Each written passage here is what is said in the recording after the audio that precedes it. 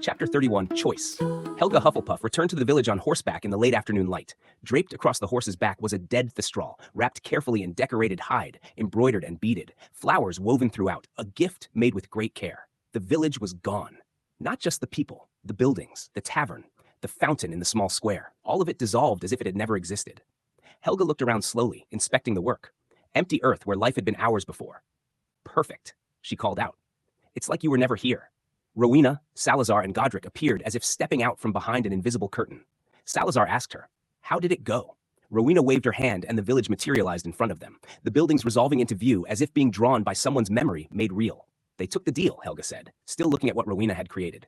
I left them with 20 barrels of infinite grain and self-multiplying cattle. I explained what they could do, their limitations. I built the largest oven I've ever made. She paused. We agreed.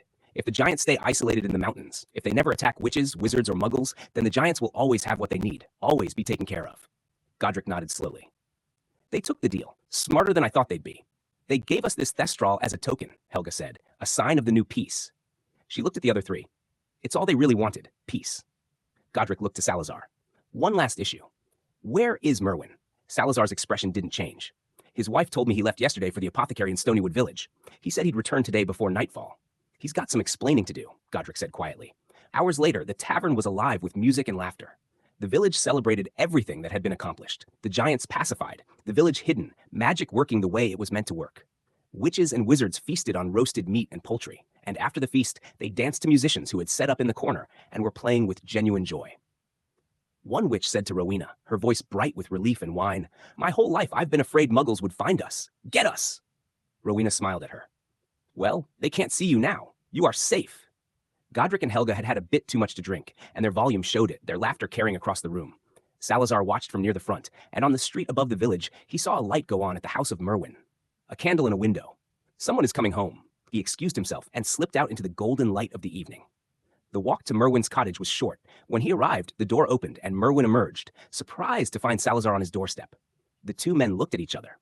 "Where have you been?" Salazar asked. "Your wife said you were going to the apothecary. We are hidden. How did you?" "My wife found me and revealed the spell," Merwin said. He looked down at his hands. They were shaking. Salazar stepped closer. His voice dropped. "I know your name, Merwin the Malicious." Merwin met Salazar's eyes at the mention of that name. "I know what you've done. You have torn yourself apart and destroyed your soul. For what? For muggles? Your plans to destroy all the muggles in the entire village?" He paused. "How could we build anything on a foundation of such evil?" Merwin laughed. "A sound without humor, without warmth? A battlefield weapon? That's what you think this is?" He stepped closer to Salazar, close enough that Salazar could see his eyes in the fading light.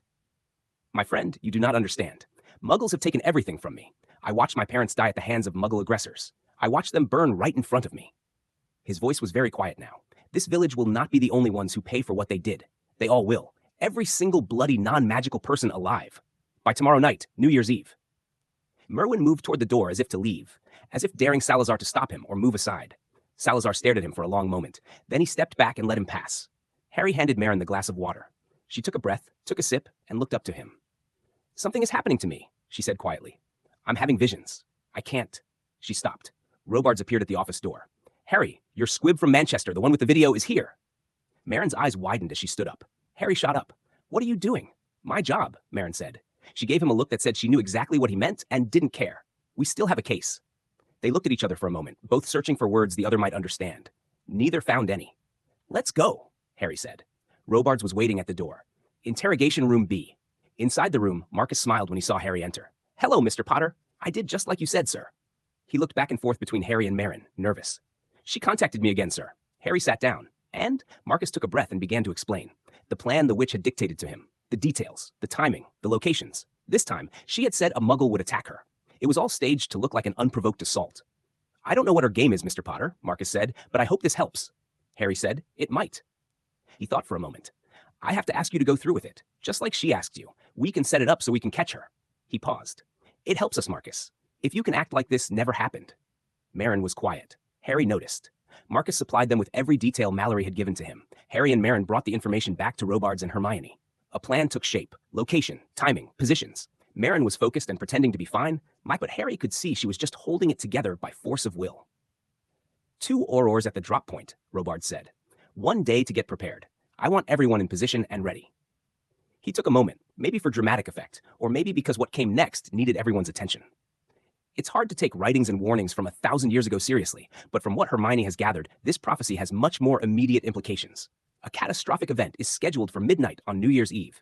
It isn't entirely clear what will happen, but it appears a curse will be released, a curse that may kill all muggles worldwide.